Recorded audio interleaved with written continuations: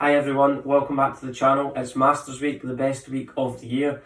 In today's video, what we're going to discuss is a simple right arm move that you can implement within your practice to improve your backswing and your downswing. So if you've not already subscribed to the channel, please hit that subscribe button, and every time I post a video, you'll receive a notification with the latest daily tip. To find out more information regarding online lessons on Skillest, please follow me under Jamie Allen. Due to it being Masters Week, we've implemented a slight incentive. We're offering 20% off on any online coaching packages, from individual lessons to monthly packages. If you want any additional information regarding that, please feel free to get in touch. This video is centered around an online lesson which I had showcased via the Skillest platform earlier on this week. This golfer was getting their right elbow a little bit too far behind their body. So if you look at the right side of my rib cage here, kind of my seam line, they were getting their right elbow a little bit too much behind the right side of their rib cage. What happened on the way down? So the kind of palm went too much towards the ground.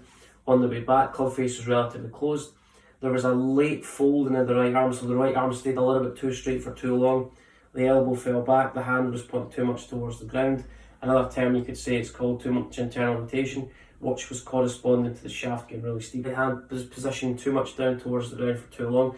The elbow fell kind of behind the right side of my rib cage. As this golfer turned to the top of the backswing, the right arm remained straight for too long, and then there was a last ditch attempt to create a little bit of a bend in this right arm.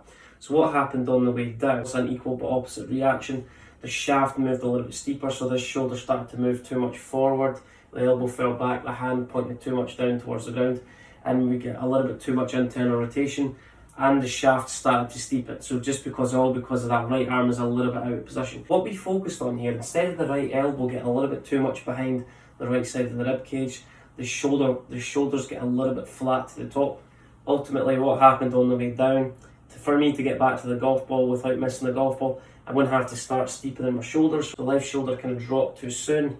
The golfer almost lunged back towards the golf ball, and then the shaft ultimately got a little bit steep. What we talked about is your right arm does three things within the golf swing. So if you put your right arm out in front of you, the right arm elevates, it bends a little bit, and then as we get to the top of the backswing, we add a little bit of rotation, which is going to get this right palm pointing more up towards the sky, a little bit more at the top of the backswing, which is going to let that golf club shallow.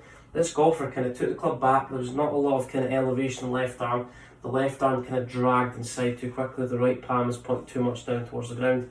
Club face got really closed on the way back. And then as this golfer worked the right arm at the top of the backswing, arm stayed too straight, and then there was almost like a late bend, reduced between the right hand and the right shoulder.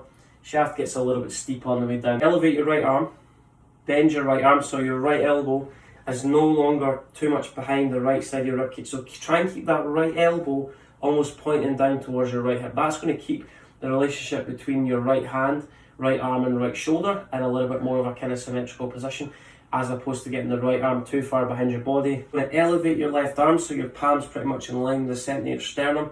You're going to create a slight bend, so it's almost a 90-degree angle, where your right elbow points more down towards your right hip. And then when it turns side on here, you're going to turn to the top. And it's almost the feeling when I get to the top of the backswing, my right elbow stays relatively close to my right hip. I don't want to pull the right elbow in where it's too far behind the right side of my ribcage. So keep the right elbow more close to the front of your ribcage.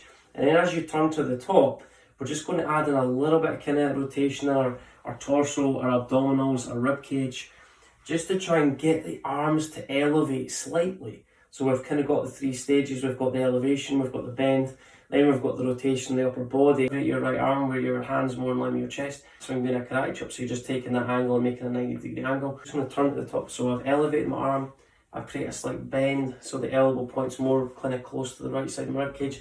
I'm going to turn to the top. My hand's going to point a little bit more towards the sky, so right palm to the sky. I'm going to elevate my arms. I'm going to create a slight bend in my right arm. I'm going to check the top of the backswing position. So by the time my left arm gets parallel to the ground, you should almost feel like you start to create a slight lateral shift to the left towards the target side. That's just going to allow the lower body to start opening up. Start the downswing before you finish your backswing. Then you're going to create a bend, so think karate chop to the top, a 90-degree angle on your right arm. Your left shoulder's going down, your right palm's going up. There's a slight turn in kind of your rib cage, your torso. Then your shoulders kind of turn a slight tilt, so left shoulder's working down, right shoulder's working up. the gap between my right elbow and left elbow narrows on the way down. So it's almost the feeling I'm trying to get my right elbow to move in front of the middle of my stomach, the top of the backswing. I want you to just feel like you create a little bit of pressure with your right elbow and your left hand. Right palm to the sky, you're pushing your right elbow against your left hand and you're trying to feel like you push your left hand into your stomach. That is another great feeling. Get to the top, right palm to the sky is a great feeling. As we come down, you're trying to feel like you get right elbow closer to the left elbow. How am I going to do that? I want to feel like my right elbow is applying a little bit of pressure into my left hand. I want to feel like my left hand touches my stomach on the way through. Backswing, apply pressure with your right elbow until the back of your left hand. Push your hand into your stomach. From there, that's going to keep this trail wrist, so right wrist, in a little bit more of an extended position, so I'm not losing my wrist angles too early, where the right arm starts to straighten. I'm almost feeling like I've got a little bit of pressure maintaining with the right elbow into the left hand. My right elbow stays a little bit more in a flexed position, my right arm stays a little bit bent for longer, and this right wrist is slightly behind the elbow. I don't want to release the club too early. Right arm starts straighten, right elbow falls back, hand falls forward.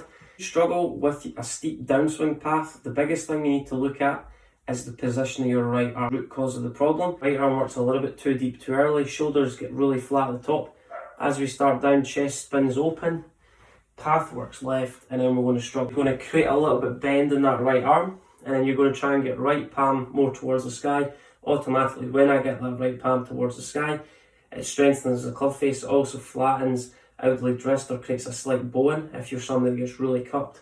Right palm pointing down towards the ground, club face open. Elevate the arms, bend the right elbow, don't get the left wrist too cupped, arms pointing towards the sky. By the time you finish the backswing, you've already started the downswing. So start your downswing before you finish the back. By the time I get my right hand to shoulder height, I'm already automatically taking a step to the left. The feeling I'm going to take a slight step to the left. That's automatically going to create a slight delay in the shoulders, so I'm not opening up my shoulders too quickly. By the time my right arm gets to my right shoulder, I've already taken a step to the left. Just trying to feel like my lower body opens up first. There's the move. Start with your feet together. By the time my right hand gets to my right shoulder, I've already started the downswing, and that is going to allow the golf club to shallow. And that is also a great drill for length of backswing and understanding how the lower body segment starts the downswing first. Then the shoulders come into the equation. I feel like I've got a little bit of pressure underneath my left foot. My left knee and my left hip are starting to work out the way, so my left hip's a little bit lower in the transitional phase. My shoulders are a little bit more close towards the target, as opposed to if I start the downswing, my shoulders, they get too open. A little bit of pressure into your left foot, left knee, left hip working out the way. From there, as you can see, from there, that creates that kind of side crunch, my right shoulder working down towards my right hip, shoulder going closer to my right hip. My shoulders are a little bit more close towards the target, back is facing the target, and that's going to allow this right shoulder to work down a little bit more on the downswing as opposed to getting too high and across the goal. A slight step with your left foot, apply a little bit of pressure in big toe, that's going to allow the pressure to move and heel on the way down. His left knee, left hip move out the way, then I'm going to kind of feel this right side crunch, right shoulder's lower than left shoulder. I feel like my chest is a little bit more close towards the target. I feel like the club head's a little bit more inside my hands. And then from there, all I need to do is rotate my body, so chest to the target, and then extend up through impact with a feeling like everything's facing forward.